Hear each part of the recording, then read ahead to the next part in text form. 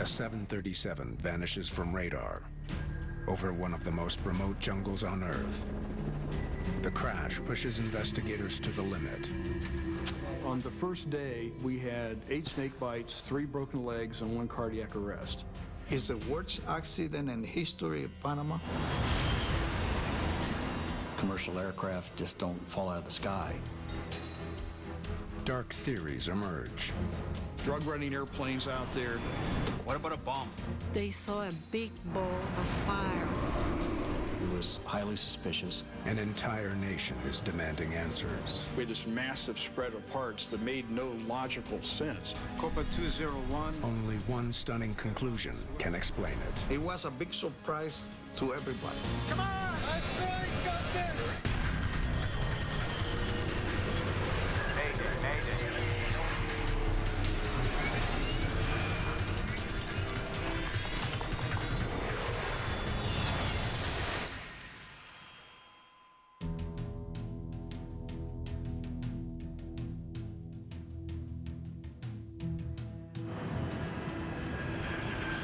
Tocumen International Airport in Panama City.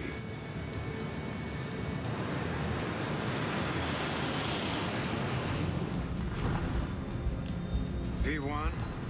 Copa Airlines Flight 201 takes off for a short flight to Cali, Colombia. Rotate.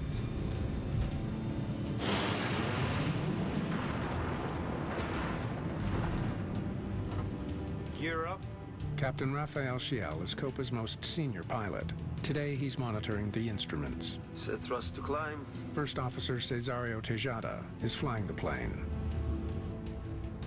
40 passengers are on board, mostly business travelers heading home to Colombia. The flight usually takes about an hour. But tonight there's a hitch that could add some time. We've got some heavy weather moving in from the Gulf. Flight 201 is heading straight for a storm. In Panama, out over the water, 8 to 10 miles out, because the Gulf's there's a lot of convective activity and thunderstorms. The weather was unusually terrible. It was a storm, big storm. It looks like we're going to have to take the long way around. Mm-hmm. If you fly through a powerful thunderstorm, there's up and down drafts, you can overcome the airplane. So you don't fly through them. It looks clear to the east. The pilots need to find a way to fly around the bad weather. Agreed. I will let them know what we're doing. You look at the weather and you decide if you can do it. If you can't, you ask for a vector around the thunderstorms. Panama Center, Copa 201. We'd like to get around this weather, requesting a new heading for 090. Copa 201, copy that. You're cleared on a heading 090. Cleared, heading 090. Ladies and gentlemen, we're going to take a short detour to avoid some bumpy weather. It may delay our arrival in Cali. I will keep you posted. The new flight path will take the 737 east around the storm before heading south again to Cali.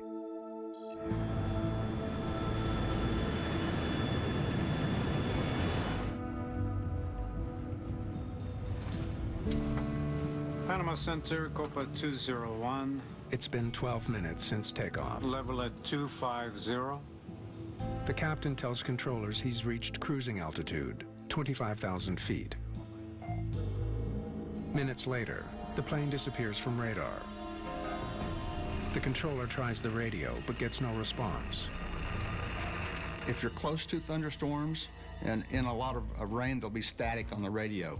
And sometimes you may not be able to talk to them for a few minutes.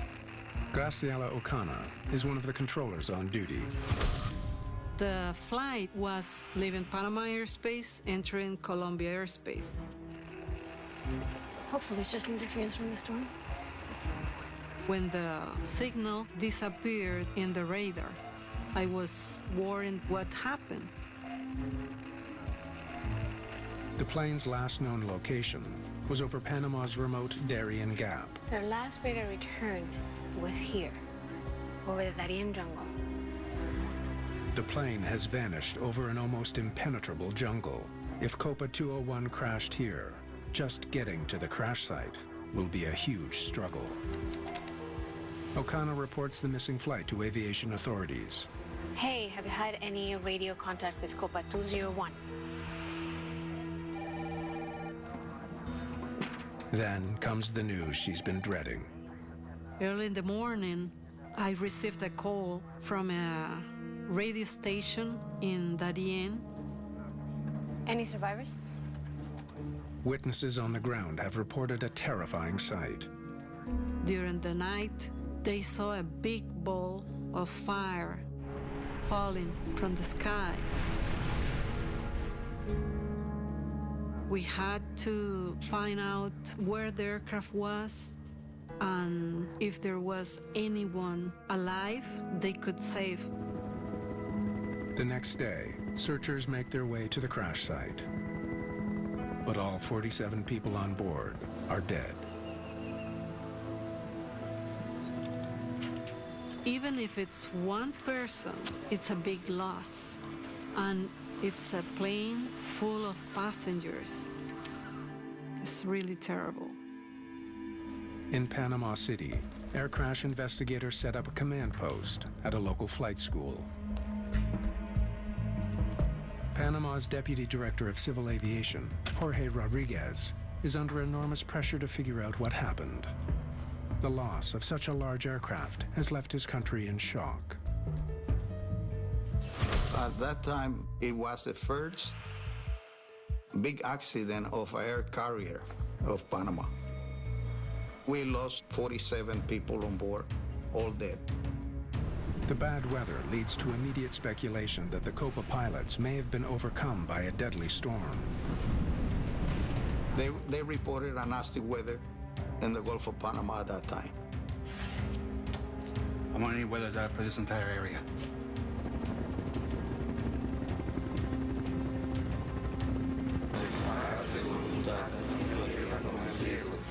In the Darien province, Panamanian firemen say a prayer for the 47 people who died aboard Flight 201.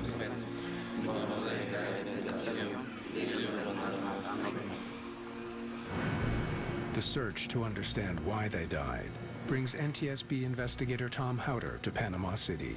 There's a lot of pressure to the NTSB in all investigations to determine the cause of the accident. That's what we do.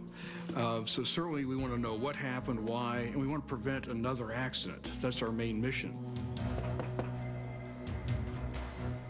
Tom Howder, NTSB. How you doing? But there's added pressure on Howder because of the type of plane involved in the tragedy, a Boeing 737. I'd really like to get a look at the rudder on this one. The rudder is a critical control surface in the tail that helps to turn the plane. The NTSB suspects a rudder failure caused the recent crash of another 737, United Airlines Flight 585. We had previously had an accident with a 737 in Colorado Springs. It was on approach when it suddenly rolled over and dove into the ground high speed, killing all on board. A possible connection between the two crashes makes it critical to figure out what brought down Flight 201. Because that was an unsolved accident, we were very anxious to know, is there other evidence out there that would help us solve that case? If rudder failure brought down both flights, there could be a fatal flaw in every 737, the most popular commercial airliner in the sky. Passengers all over the world could be at risk. In Panama's Darien province, investigators begin the painstaking task of trying to find all the wreckage of Copa Flight 201. The dense vegetation makes it almost impossible to spot small pieces from the air. The team must search on foot with the help of local guides. It wasn't laid out as we normally see in a crash where the airplane comes in and, you know, here's the nose, here's the center section, here's the tail. It turned out there were like parts all over. And so we're trying to determine where they were. And so it became just a major search. They need to find as much of the plane as they can, but they quickly realize it's going to be a daunting task. The Darien jungle is probably the remotest section of Latin America you can think of. The Pan American Highway does not go through there. There are no roads. There is just nothing. It's like one of the worst jungles in the world. I probably saw insects that National Geographic hasn't even seen yet. It was just very tough. On the first day, we had 8 snake bites, 3 broken legs, and 1 cardiac arrest. As they work, they map the location of every fragment of the plane. Tracking where the pieces landed could hold clues about why the plane crashed. Most of the pieces are small, but a trail of scorched vegetation leads to the first large piece of the plane. There was a large cleared out area that actually, there was a lot of fire that took place from the fuel. This is the center section of the wing. The main landing gear is right there below you. The other piece is just down the hill. It's an important find, but many more parts are still missing, including the rudder and the cockpit. The wreckage is spread across hundreds of square kilometers. For investigators, the large area is a critical clue. Clearly, there had been some type of high-speed event where the airplane had broken up and basically just rained parts down on the jungle. The cause of the breakup we didn't know, so we have to take a look at the wreckage and try to determine how all these pieces of the puzzle fit. The crash site's proximity to the Colombian border suggests an obvious theory. It's a narrow corridor for drugs. It's a busy one. The Darien Jungle is right on the border between Panama and Colombia, and there was a fair amount of drug activity coming back and forth across the jungle. The remote jungle of the Darien Gap is a haven for drug cartels flying illicit merchandise north from secret airstrips. In that time, we don't got no radar that is going to patrol the route of the drug smuggler. Drug runners usually fly at night, when they're less likely to be spotted.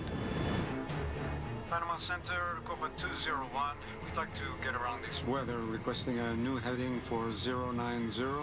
Unlike commercial crews, smugglers avoid radar detection by switching off their plane's radar transponder, and they never check in with air traffic control.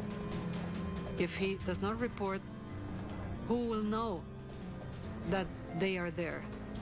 It's really dangerous, especially if there is not good visibility. Cleared heading 090. We'll let you know when we get clear of this weather. Perhaps the unsuspecting pilot suddenly crossed paths with drug runners.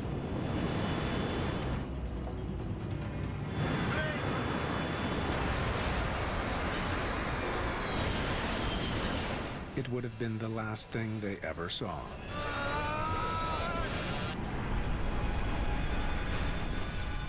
We thought of, drug running airplanes out there, something else going on out there. Everything was open for consideration. If Flight 201 did hit another aircraft, investigators should be able to find some trace of the second plane among the wreckage they're pulling from the jungle. If a red airplane hits a blue airplane, the paint's going to transfer, you're going to get a little bit of one on the other. They scrutinize each piece carefully, hunting for any speck of paint that could have come from a covert drug plane. But they come up empty. Even more telling, there's no wreckage that could have come from a second plane. We didn't find any other wreckages, old or new. And looking at the wreckage we found from the Copa airplane, we didn't find any evidence of a mid-air collision. There's another possibility. What about a bomb? Flight 201 was bound for Cali, Colombia, home of a violent drug cartel. Investigators know that a bomb on board could explain the eyewitness reports of fire in the sky.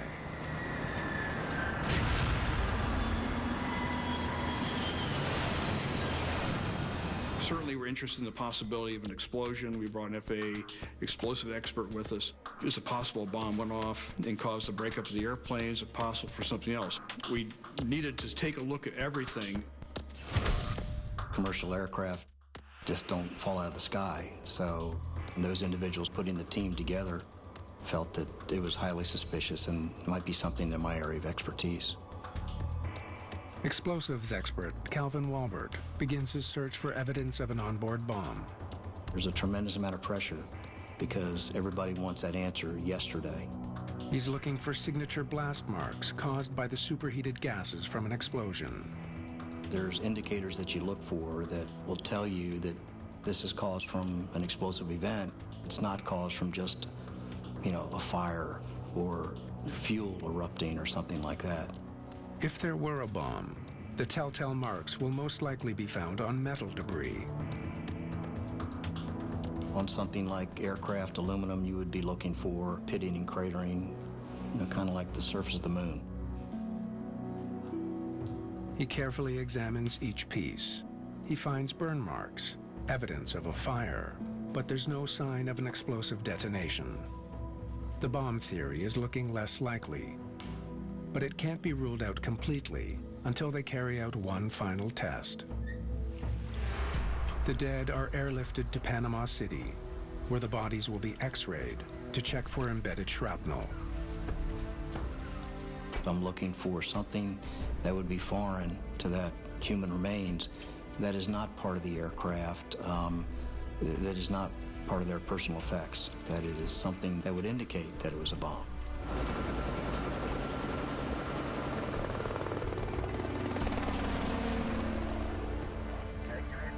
Base camp, come in. A call from the jungle search team brings some much-needed good news. We've got the black boxes. The exhausting effort has paid off. They found Flight 201's black boxes. This could be the breakthrough investigators need. At least we got something to analyze what was the cause of the accident. Without those boxes, you're blind. You don't got nothing. There's no lab in Panama equipped to analyze the recorders. They need to go to the National Transportation Safety Board in Washington. We're anxious to look at the flight data recorder. The flight data recorder was the only data we had from the flight itself up to the time of the breakup.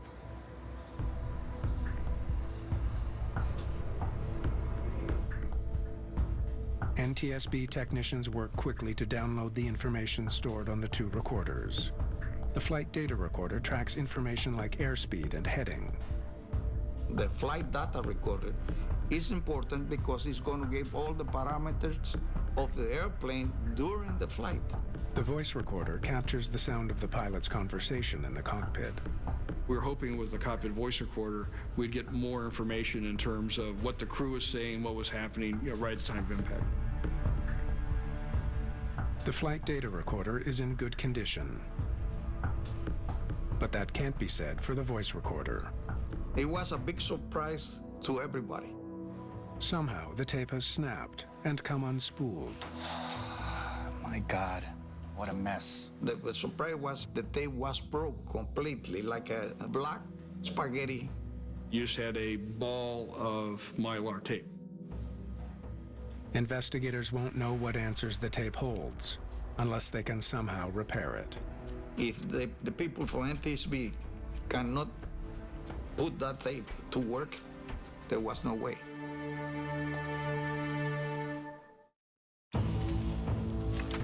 Battling 120-degree heat in the Panamanian jungle, investigators struggle to learn what they can from the wreckage of Copa Flight 201. Another big find could be a crucial lead in two investigations. They've recovered a key part from the plane's rudder, the power control unit. The power control unit is a hydraulic ram, if you will, that moves the rudder back and forth. It's the same part investigators suspect may have failed during the recent crash of a United Airlines 737. If there's a failure mode out there that's affecting thousands of airplanes, we want to document what happened, work with the FAA and the manufacturers to correct the problem so the accident can't happen again. If they find evidence that the critical component malfunctioned, it will send shockwaves through the entire industry. Boeing Company will stop all those airplanes. They will not be flying if that was the issue. Investigators test the mechanism. They need to know if it jammed in flight, a failure that could easily put a 737 into a sudden dive. But it's another dead end. There was no evidence of pre-existing damage. It appeared to be working normally up to the time of impact. The team hopes the plane's engines will provide a better lead. In rare cases, turbine engines have been known to overheat and catch fire. If you got a fire in the engine, it's a lot of things that you can do about it. If there was an engine fire on Flight 201, investigators should be able to find black scorch marks on fan blades and other internal parts. But again, their inspection turns up nothing. The engines, there wasn't a problem at all in that flight. The engines were working normally when the plane broke apart. Investigators are still no closer to understanding what happened in the skies over Panama. Medical X-rays eliminate yet another theory. All of the victims' remains were X-rayed to see if there's any evidence of an explosion. The images show no sign of any foreign debris that could have come from an explosion on board. There was nothing that I saw or that I observed that would indicate to me that there was a device on board Copa Flight 201. Altitude! Investigators now believe the flames witnesses saw ignited after the plane broke apart. It wasn't a bomb. There's enormous pressure on the investigation. Panamanians want to know what caused their nation's deadliest air disaster. How could that happen? We could not imagine. We needed the answer.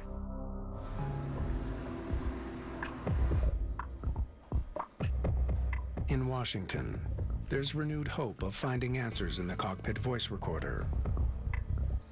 Technicians have managed to repair the broken tape. Well, it took a lot of effort, but they slowly, found an end and straightened it out, rolled it back up, got it on a reel.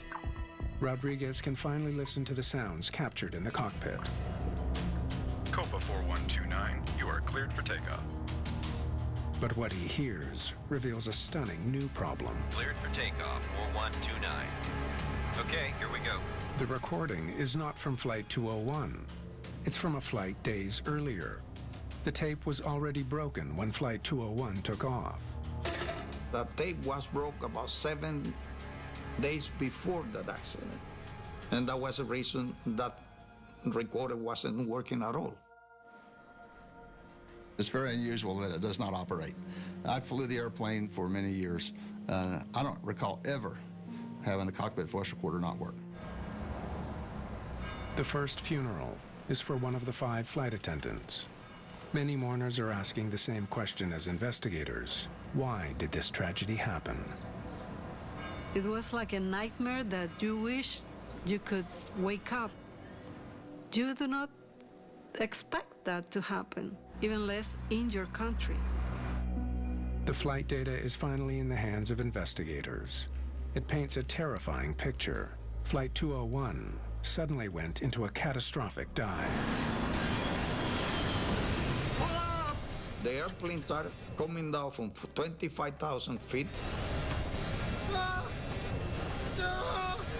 until he disintegrated at 9,195. 3,000 feet a minute. The extreme speed of the dive solves the mystery of the mid-air breakup. It's not designed for flying inverted at speeds approaching the speed of sound. And so we're trying to understand how it got from a level flight to be inverted coming down at high speed. That few seconds is really the focus of the investigation. The fierce weather over the Gulf of Panama may have been a factor. We had reports that the storm extended more than 100 miles from east to west. If the Copa crew flew into a severe storm, there's a chance the pilots were confused by what experts call spatial disorientation. This is something else. You have a visual reference on your site? No. Flying in weather at night, thunderstorms can be totally disorienting. You can't really trust your own senses. The inner ear will not lead you to the right conclusion necessarily. The G-forces you're feeling may lead you to think you're turning left when you're turning right. Altitude. But in God's name, Pull up! Pull up! Investigators use radar information captured in the tower to plot Flight 201's path. They want to compare it to the path of the storm. We could go back and look at the weather data and the long-range radar data. We knew where the storm was. We knew where the airplane was by the impact. And so we could piece together their flight path and where they're going. The results are conclusive. Flight 201 wasn't anywhere near the storm. I say that the weather wasn't an issue in that accident. Investigators still can't explain what happened to Copa Flight 201. They need a better approach. The data we had, the takeoff, the climb out, the cruise, everything looked like a normal flight. They delve deeper into the last 2 minutes of flight data and discover some very unusual flight maneuvers. Okay, looks like they turned right, and then left, and then right again until they spiraled into a dive. Doesn't make any sense. The flight data seems completely baffling.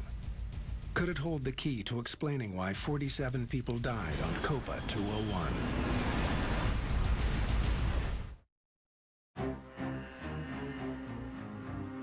Investigators zero in on the final 2 minutes of Flight 201.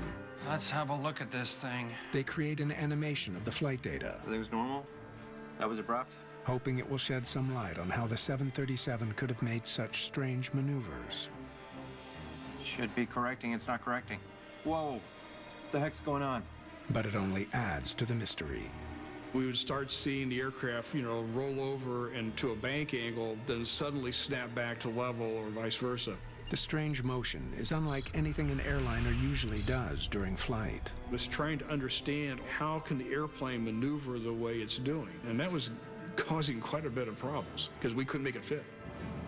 The aircraft is normally flown very gentle, as if your grandmother's in the back and she does not like to fly, because you're trying to make a happy customer and make them come back and fly with you again.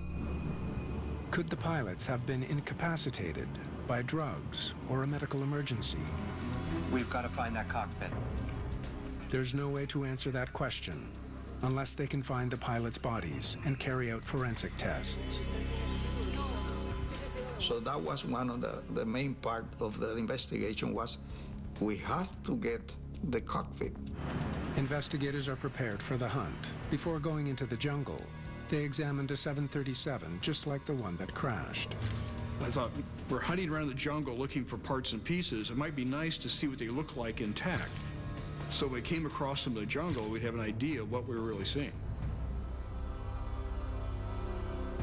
The meticulous search finally pays off.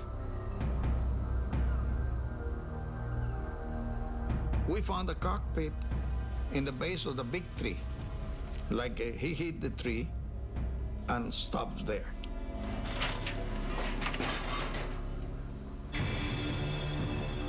In Panama City, pathologists examine the bodies. During the autopsies, we found no evidence of a heart seizure at that time or any medical event with either of the pilots at the time of the impact. Toxicology tests also confirmed that neither pilot was impaired by drugs. There must be another explanation for the bizarre maneuvers. We're trying to understand what happened here that caused the upset. It was quite a mystery for a long time. With little else to go on, investigators focus on the cockpit debris. It provides some intriguing details about the last moments of the flight. We started to be able to piece together what may have been going on in the cockpit at the time this happened. The delicious food makes up for the long hours. First officer's flying the airplane. The captain is back from the controls. He's having his meal, and everything seems like a very normal flight when things started going wrong. Investigators study the flight instruments and cockpit controls that pilots rely on to fly the plane. The position of a switch raises an immediate red flag. The vertical gyro switch affects the most important flight instrument in the cockpit, the attitude indicator.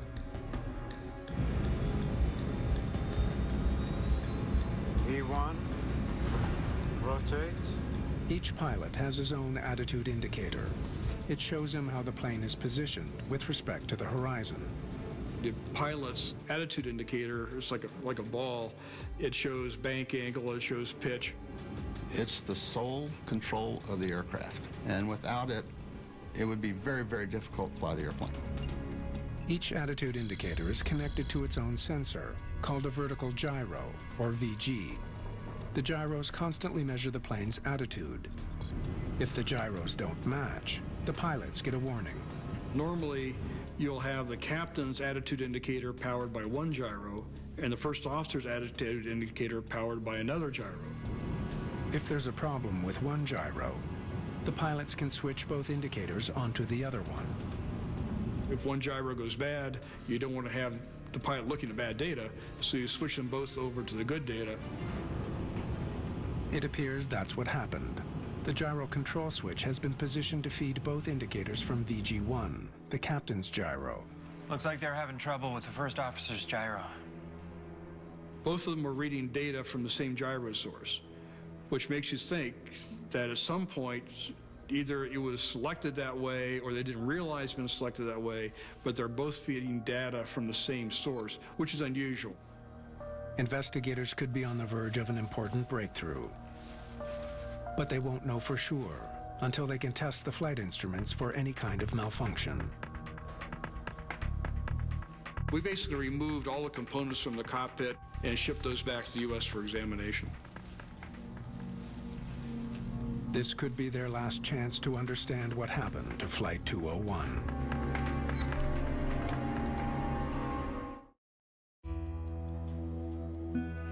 Investigators need to know if a faulty cockpit instrument was giving the crew of Flight 201 misleading data about the position of their plane. Okay, fire it up. What we wanted to look at was, is there anything here that would show us what happened? Is there a failure in the gyros, or maybe the failure is actually an attitude indicator? They test the displays and the gyros that feed them. Well, this one seems to work fine. There's nothing wrong with the first officer's instrument. Let me see the other one. They run the same test on the captain's attitude indicator. At first, the captain's instrument seems fine too. We put them on a bench, we could power them up. They actually work quite well. Then they notice something odd. Hang on, it seems to be stuck. Occasionally, the display momentarily freezes in place. The attitude indicator stops moving, even though the gyro feeding it is still in motion. Yeah, there it goes, now it's working.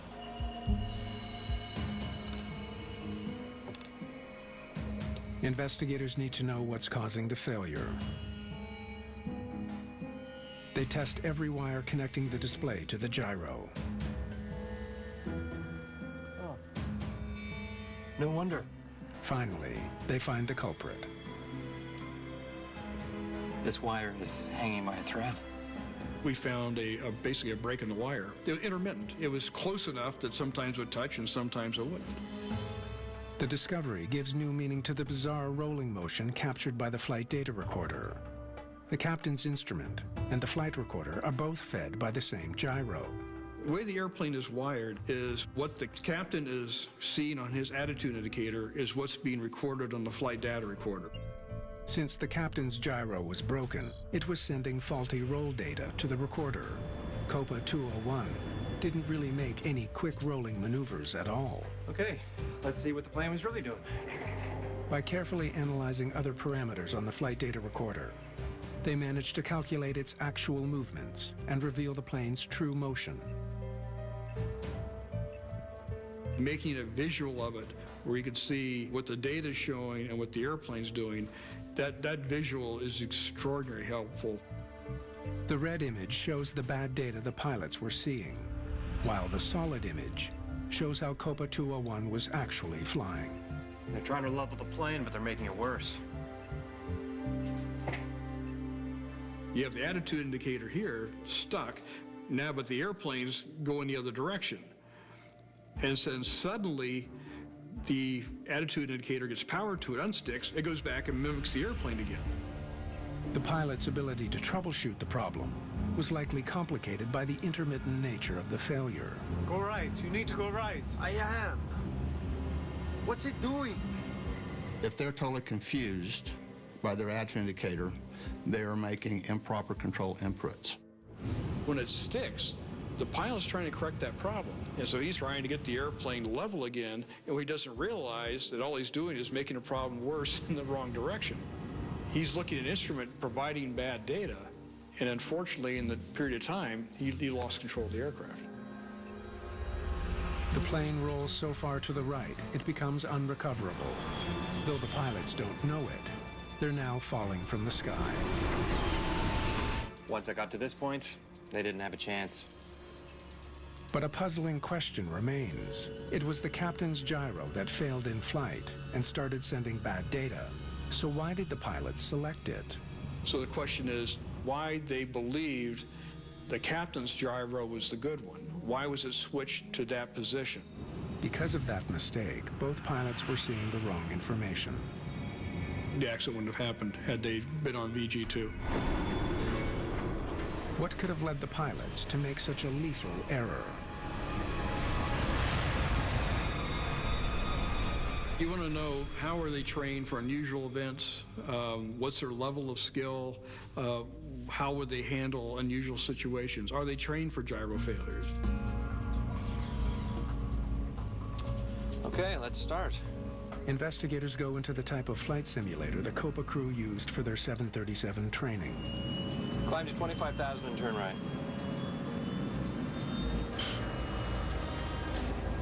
They recreate the flight of Copa 201.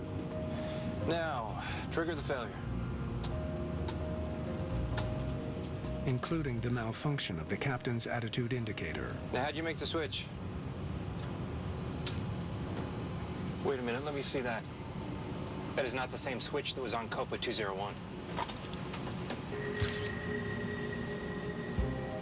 Two different configurations for one small control switch has overwhelming implications for the investigation. This is the gyro switch from the simulator where the captain was trained.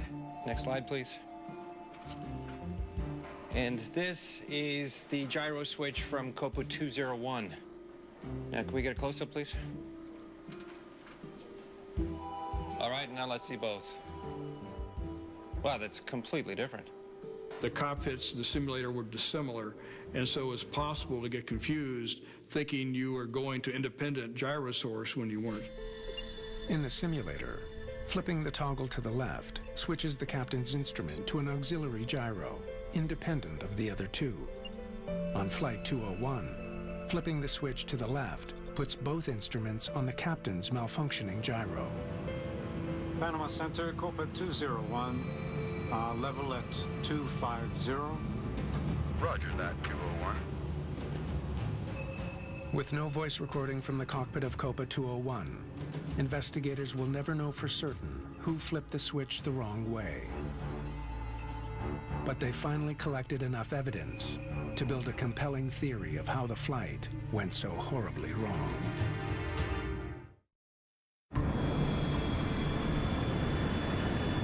Turning right, heading 160.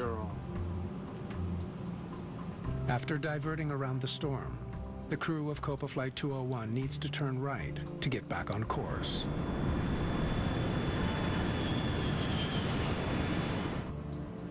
The delicious food makes up for the long hours.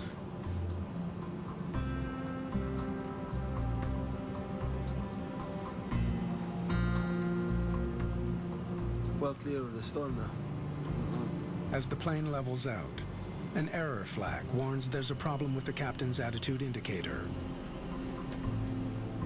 They fall back on their training and flip the gyro switch to the left, thinking they're switching to the auxiliary gyro. You may revert to your training and do something inappropriate because that's what you're trained to do. Now they're both on the bad gyro and neither of them knows about it. That's weird. Why won't he level? The gyro malfunction causes the autopilot to switch off. First Officer Tejada must now fly by hand.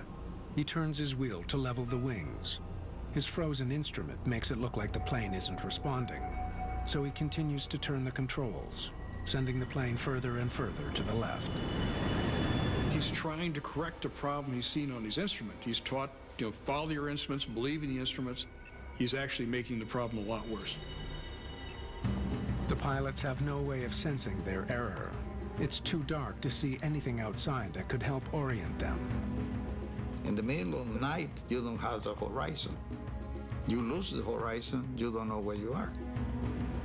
As the short circuit cuts in and out, the instrument starts working, then suddenly stops again. Go right, you need to go right. I am. What's it doing?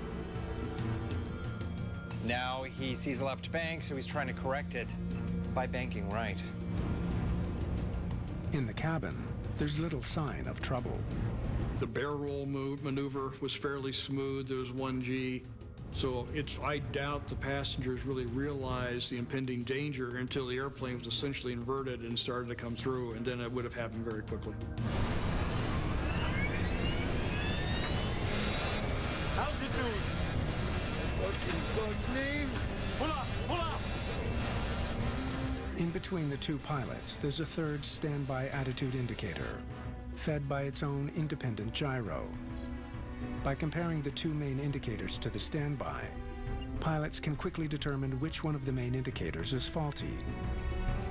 The standby attitude indicator should have given them the correct indication.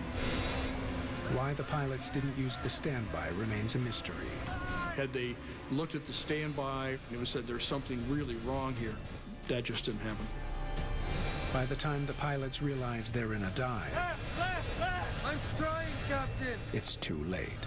It'd be extraordinarily disconcerting. You've gone from a few degrees to the left to multiple degrees to the right. It was like, what's happening here? Once unusual attitudes get out of hand, they're much more difficult to recover from. This airplane got so nose low and at such a high speed, I can't imagine in the cockpit what was going on. In seconds, massive G-forces incapacitate passengers and crew. I think I have it, Captain. Oh, God! As the airplane gets faster, now components are being overstressed, and you'll start breaking off parts of the aircraft. In the dive, the airplane caught fire because of rupture of the tank and explode.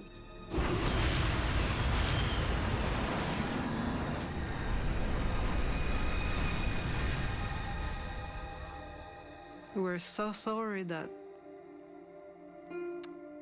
the end was the worst. It's the worst accident in the history of Panama, and I hope we never run through one again. As a fellow pilot, not only of the airline you fly for, but any other airline, when there's an incident or accident, all of us feel for them, and we do what if I were there. We learn from that. Jorge Rodriguez spends months helping prepare the final report on Copa 201 for Panama's Civil Aviation Authority. It's very important that you analyze and find out what was the cause of the accident. Copa Airlines responds with a major overhaul of its fleet, standardizing the layout of cockpit controls. Their fleet is fully harmonized. It's a completely different airline than it was at that time. Copa also revamps pilot training to make sure its crews are prepared for any instrument malfunction. I flew 4.5 years with them, and their training is the best I've seen. I really respect them for that. For the airline industry, Copa 201 is a reminder of how even small problems can result in catastrophe. A minor flaw can result in a tragedy. And so we have to always look for these flaws. We have to train for them. We have to every day challenge ourselves to be the best. Whether it's the guy who makes a component on the bench, to the people who maintain the aircraft, to the pilots, it takes everybody working together.